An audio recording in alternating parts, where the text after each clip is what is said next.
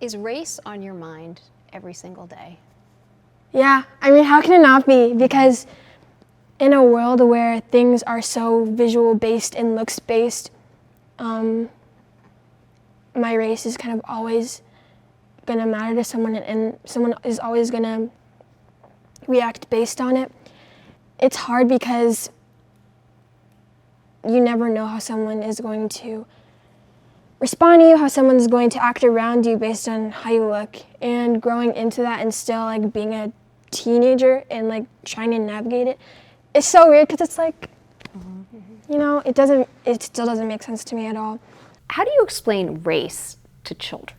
We can really look at the research, and it tells us they're seeing race at 3 years old, and so they're able to recognize different people's race by skin tone, facial features, and that sort of thing, and so it's already part of how they're growing up. Where do you start when it comes to the conversation about race?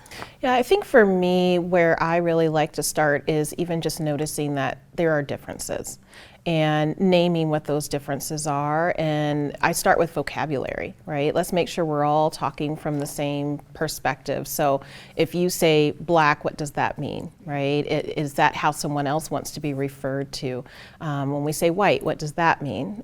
Where do they come from? And so I think just practicing asking those questions from a place of curiosity, not like you already know everything or that you think your child is going to not understand you, but just starting to just have those multi-layered, multi-level conversations like, oh, okay, in our house, I'm married to a white man, our children are biracial, all of us have different skin tones. And, my youngest daughter a few years ago said, so why is my skin closer to your color, mommy? And Alexis's skin is closer to daddy's. And so just even starting to talk about, shades and tonations of skin and what does that mean? And, what do I call myself? What does daddy call himself? What do you think you want to call yourselves? Is it important for you to call yourself anything?